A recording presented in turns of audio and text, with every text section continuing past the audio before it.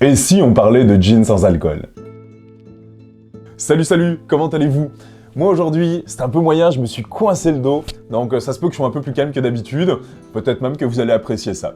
Et puis, il faut que je sois transparent avec vous, le sujet d'aujourd'hui, les gins sans alcool, j'étais un peu plus sceptique. Alors ça n'a rien à voir avec le côté sans alcool, hein. Si vous suivez la chaîne, vous le savez, j'ai déjà parlé des bières sans alcool et j'ai vraiment tripé le processus créatif derrière tout ça, de se dire qu'on va essayer d'avoir une fermentation courte pour avoir le minimum d'alcool produit, ou retirer l'alcool à la fin, puis de voir le résultat, hein, des bières sans alcool qui sont des délicieuses, que j'ai le plaisir de boire à l'année, moi c'est pas juste en février, donc non, c'est super.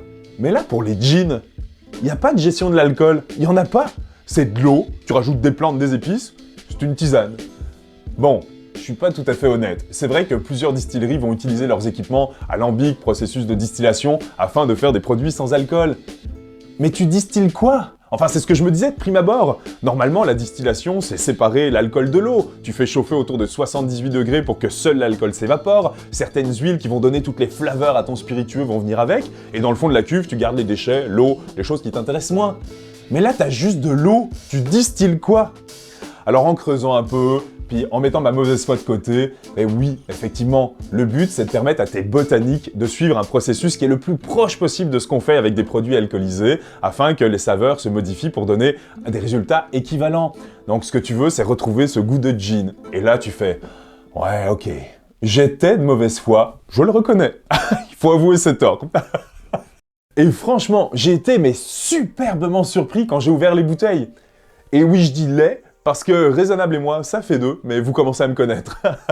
Mais les fragrances qui se dégageaient des bouteilles, c'était un pur bonheur. C'était vraiment concentré, c'était bel et bien présent, bien plus que de nombreux gins que j'ai pu boire. Mais arrivé en bouche, c'est la déception. En fait, c'est vraiment un ascenseur émotionnel de t'es très content et juste après, très déçu. Et il faut savoir que ce que j'aime quand je fais une dégustation de gin, c'est le humer, le goûter. C'est vraiment essayer de voir ce que le maître distillateur et son équipe ont voulu véhiculer comme émotion, de voir une saveur apparaître, disparaître pendant qu'une autre prend le relais. Pour moi, c'est un pur bonheur. Mais j'avais fait une erreur énorme et monumentale. Un gin sans alcool, ce n'est pas un gin. Ton gin conventionnel, tu peux le boire de bien des façons. Pas le gin sans alcool. Et si tu l'utilises dans les mauvaises conditions, c'est un peu comme si tu essayes de mettre une vis au mur avec un marteau. Tu vas peut-être y arriver, mais ce sera pas diable. Et si tu comprends ça, et que tu décides d'utiliser ton gin sans alcool dans les domaines où il va briller, où il va pouvoir s'exprimer, ben là tu vas avoir du plaisir. Et pour moi, la meilleure façon de l'utiliser, et je pense que c'est pas juste pour moi, mais c'est vraiment dans un cocktail. Et tu sais, le type de cocktail où tu te dis « Oh, lui, il est traître, on sent pas l'alcool là, oh, ça se boit comme du petit jus. » Mais ça va être parfait.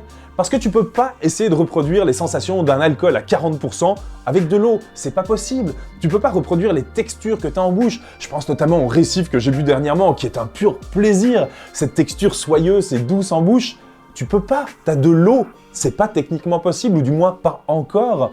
Et donc, là, dans des cocktails, ce que tu veux, c'est pas tant le côté alcoolisé, c'est pas la texture de l'alcool, mais c'est toutes les saveurs des botaniques qui vont s'exprimer. Donc, pour moi, un bon gin sans alcool, c'est justement un gin qui va être très expressif au niveau des saveurs, parce que si tu as quelque chose de timide, dès que tu rajoutes d'autres ingrédients, tu le sentiras plus. À ce moment-là, pourquoi le mettre? Mais là, tu as des superbes produits qui s'expriment admirablement bien et qui, au travers des autres ingrédients de ton cocktail, va continuer à s'exprimer. Et c'est là où tu as un vrai plaisir et où tu peux te dire, je prends un mocktail, mais c'est pas une punition. Et pourquoi s'arrêter d'en consommer au mois de février? C'est vrai, tu peux continuer au travers de tes consommations régulières, ça te permet d'être plus raisonnable, mais tu te fais plaisir. Donc oui, les gins sans alcool, c'est des super produits. Honnêtement, je connaissais pas, je m'étais pas réellement intéressé à ça avant de vouloir faire cette vidéo, mais j'ai fait une belle découverte. Ça fait pas mal le tour, je vous souhaite une superbe fin de semaine comme d'habitude, profitez bien, bon courage à ceux qui font le défi 28 jours, salut tout le monde.